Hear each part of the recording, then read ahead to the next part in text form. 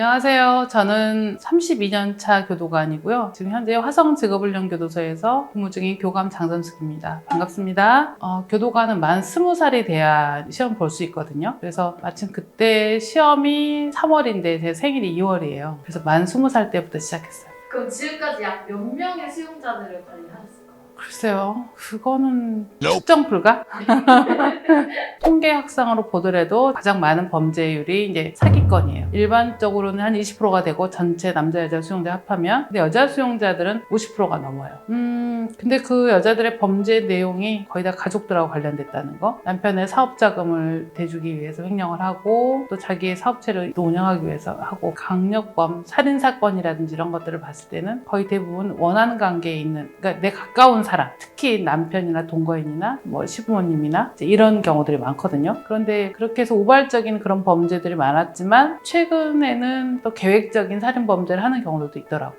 그런 강력 사건들도 있지만 저는 일반적으로 그 죄질보다도 사람됨인 것 같아요. 어떤 사람은 계획된 범죄들을 하는 경우도 많거든요. 특히 이제 사기 사건들도 우발적으로 할 수도 있어요. 어떤 예를 사업을 하다가, 근데 이제 그 범죄 내용을 보면 누가 봐도 정말 범죄 내용이 정말 아주 교활하다. 저는 좀 그런 사람들이 싫은 것 같아요. 그런 사람들은 수용생활 할 때도 마찬가지로 그렇게 하거든요. 다른 사람들 엄청 힘들게 하거든요. 직원들도 힘들게 하고 동료 수용자들도 힘들게 해요.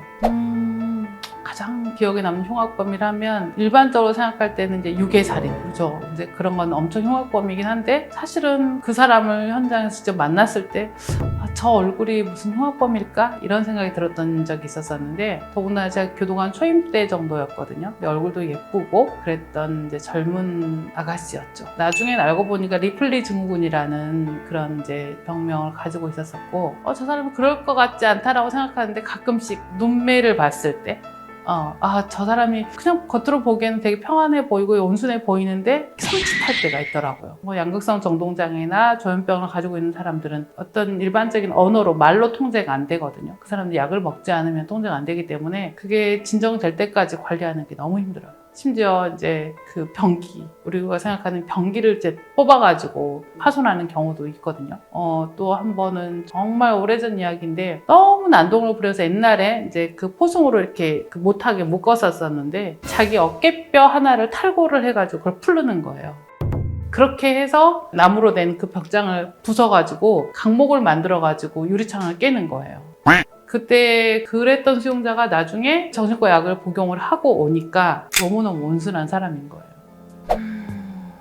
글쎄요. 옛날에 나 기억나는 수용자가 이제 남편, 동거남을 살해하고 온 경우가 있었거든요. 이제 그런 경우들이 우리가 생각하기엔 흉악범이죠. 그런데 저는 별로 무섭다는 생각을 좀 안 했어요. 그러니까 제가 항상 생각하기에 제가 더 큰 마음으로 수용자들을 받는다라고 생각하거든요. 그 사람들을 두려워하면 그 사람들은 제 표정과 행동에서 알아요.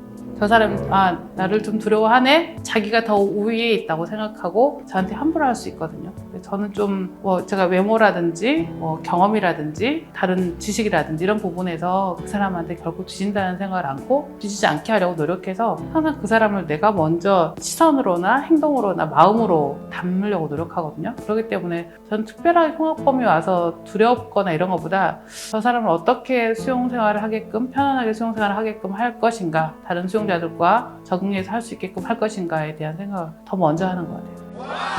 그때 이제 그 중형을 선고받은 경우, 옛날에 그런 경우는 방에서도 수갑을 차고 있었어요. 수갑을 차고 옛날에 노란 번호표를 차고 있었거든요. 이제 야간에 이제 어떨 때 무섭냐면, 그렇게 수용자들은 있는데 바깥 날씨가 막 번개가 친다던가, 이제 옛날에 제가 근무했던 여정부 교도소 같은 경우 시설이 좀 낡아서 쥐들이 좀 있었거든요. 이제 그런 게 이제 음향 효과가 생기는 거죠. 그럼 더 무서운 거예요. 사실은 평소에는 그 사람이 무섭지 않은, 야간에 혼자 근무하고 있는 시간에 그런 날씨라든지 환경, 예를 들어 누구 한두 사람이 안 자고 있다가 이렇게 지켜본다던가 아무 생각 없이 지켜봤을 수 있는데, 그런 게 같이 이제 혼합돼서 무섭게 느껴질 때도 있었죠. 그러니까 그 친구가 다른 구치소에 있다가 사형 선고를 받고 우리 이제 소에 온 거예요. 그래서 항소심 재판도 제가 같이 가게 되는 거예요. 돌아가면서 근무를 하게 되는 거였는데 계속 저랑 같이 맞는 거예요. 항소심 선고 날짜에 가는데 법정에 들어갔다가 나올 때 그 모습, 이 여자 수용자가 원래 얼굴이 하얗거든요. 얼굴이 하얗고 뽀얀 얼굴이에요. 그 얼굴에 까만 뿔테 안경을 끼고 그 수용동 가운데 거실에서 이제 앉아서 꼭 세계명작을 읽었었거든요. 그랬던 뽀얀 얼굴이 선고를 받고 나서는 얼굴이 흑빛이 되는 거예요. 그래서 저는 근데 그 사건은 정말 못됐었거든요. 유괴살인 사건이었기 때문에, 어린이 유괴살인이었기 때문에. 그래서 당시 그 수용자를 어떻게 저도 끌고 와야 되잖아요. 데리고 와야 되잖아요. 어떻게 해야 될까 고민하다가 그 수용자를 데리고 제가 화장실을 가서 호승이랑 수갑을 다 풀르고 제가 그냥 안아줬거든요. 그랬더니 거기서 그때서야 이제 울면서 이제 얼굴이 표정이 이제 그 색이 다시 돌아오더라고요.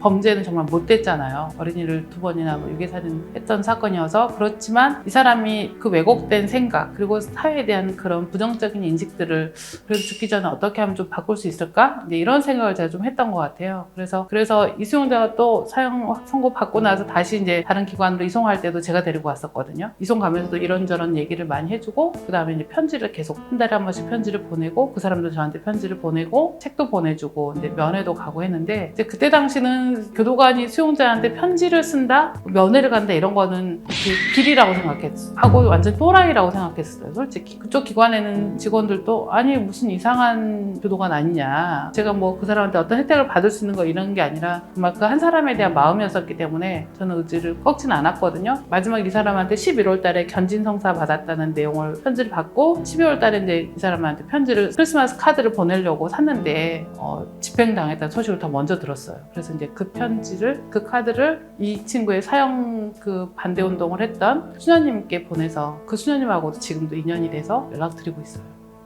여자 수용자들 관리도 하지만 남자 수용자들도 교육을 시키거나 취업 업무를 해준 적이 있었거든요. 그럴 때 수용자들이 저한테 이제 예쁜 사람은 아니잖아요. 그래서 엄마 같은, 누나 같은, 누님 같은 그런 계장님 막 이렇게 이제 하기도 하고 한 번은 또 10일 정도 자리를 비운 적이 있었어요. 그랬더니 정말 이렇게 조용한 어떤 여자 수용자가 저한테 그러는 거예요.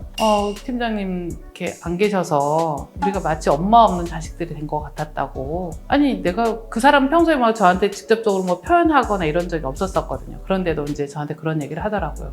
이 사람들의 우리가 보호자라는 생각을 해요. 보호자는 무조건 다 뭐 들어만 주고 좋은 얘기만 하는 게 아니라 때로는 그 사람들이 잘못된 길을 갈 때는 제대로 갈 수 있게 해주고 또 잘할 때는 또 칭찬도 해주고 보듬어도 주고. 범죄자 관상이 있다 이런 식으로 얘기 많이 하잖아요. 혹시 그렇게 생각하시는지? 아니요. 이제 예전에 우리 이제 그 범죄 심리학에 보면 그런 내용이 있어요. 그 외모를 가지고 이 사람이 범죄형이다라고 판단했던 것도 있고 그러진 않은데 사실은 이제 나이가 들면서 사람들이 얼굴형이나 외모가 바뀌잖아요. 그런데 사람은 얼굴 형태나 이런 걸로 판단한다고 생각은 하진 않지만 나이가 들어도 보이는 얼굴은 있어요. 어떤 사람은 외모만 봐도 저 사람 되게 순하고 괜찮은 것 같아 라고 생각하지만 어떤 사람은 얼굴 딱 봐도 된 것 같아 이제 이렇게 느껴지는 그런 사람들이 있어요. 그 얼굴형이 평소 이제 미간을 쓴다던가 주름이 생긴다던가 이렇게 나타나는 거죠. 그리고 인상에서 나타나는 거고 오랫동안 그 사람들의 삶과 생각 이런 것들이 이제 얼굴에 다 녹아내려서 그렇게 보이는 사람들이 있어요.